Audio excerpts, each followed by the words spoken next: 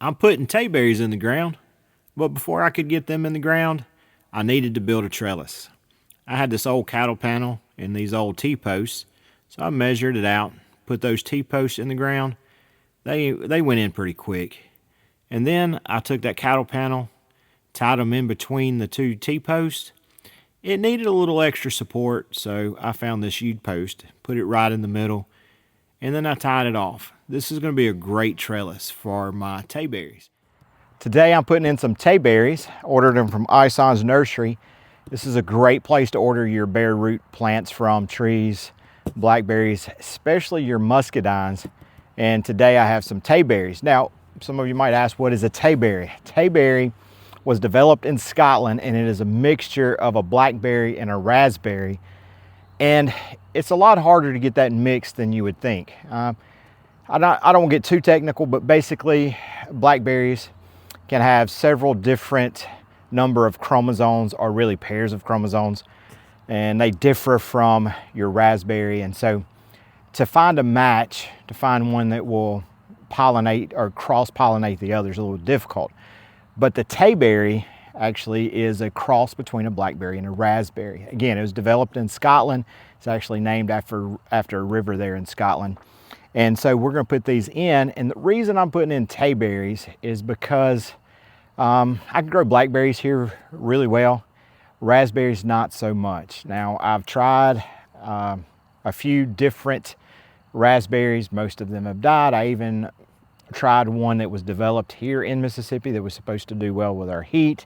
It didn't. And so if I'm going to get anything like a raspberry taste, I'm going to have a mix between a raspberry and a blackberry. So I'm going to try these out. They're supposed to be good to zone 10. I'm in zone 8, so I'm hoping that they will tolerate the heat.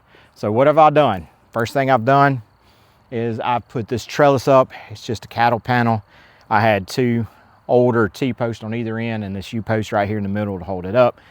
And I hadn't prepared the ground a whole lot because this is pretty rich soil here. So I'm going to put them in the ground and we're going to see what happens. When you get your berries in the mail, they'll come in a box like this. You just open them up and they're going to be packaged well. See how well they package them. The roots will stay moist. They won't die on the way. So I just take my pruners and cut into that. That's a great way to test the sharpness of your pruners, by the way. If you can't cut that little twine, you need to sharpen those things up. And then you also have a twine up here. Just get in there. Told you they were well packaged. Little packing invoice inside the package there, so they double check it. And again, you can see how well it's packaged here. And you can see that it even comes with some gel to make sure those roots stay nice and moist. Now, when you get these blackberries, raspberries, or a mixture between the two, a hybrid, this is a great time to do it as the sun's going down. You want to do it on a cloudy day or in the evening or early in the morning. Make sure these roots, they don't get dried out on you. So again, they have them tied up there. Cut that string off. Let's get this little twine off here. Okay. Now, sometimes people soak these in water,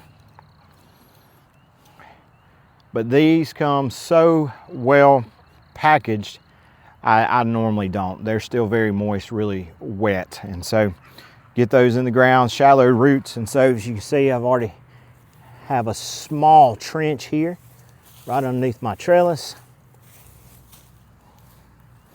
And I stacked leaves and pine straw here last year. And so it's got a lot of organic material. In fact, as I had my garden hoe getting that trench in, had lots of roots from nearby plants. And so this is going to be a great place to try these out. Now, if these don't make, it'd be my last attempt to grow any type of raspberry or raspberry hybrid. Our summers may just be too hot here, but I'm gonna get the rest of these in the ground and I'll keep you updated what's going on throughout the year. Maybe these will make it, fingers crossed. I would love to have some raspberry taste at least in the pantry.